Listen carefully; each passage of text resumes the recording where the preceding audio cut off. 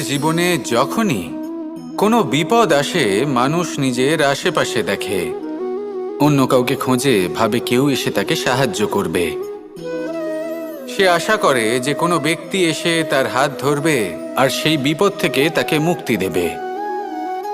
কিন্তু প্রকৃতি আমাদের এই শিক্ষা দেয় না। কখনো কোনো পাখিকে দেখবেন, একটা পাখি যখনই কোনো ঝড় আসে কি করে? একটা ঝড় এসে তার বাসা ভেঙে দিয়ে যায়, তার বাসা নষ্ট করে দিয়ে যায়। সেই পাখি কিন্তু অপেক্ষা করে না যে কে তাকে এসে সাহায্য করবে। সে কখনো আশা করে না যে কেউ এসে তাকে আশ্রয় দেবে। সে নিজেই কর্ম করে, একটা একটা করে খড়কুটো সে আবার জড়ো করে আর নিজের বাসা পুনর্নির্মাণ করে। প্রকৃতি আমাদের এটাই শেখায় যে আমরা নিজেরাই প্রত্যেক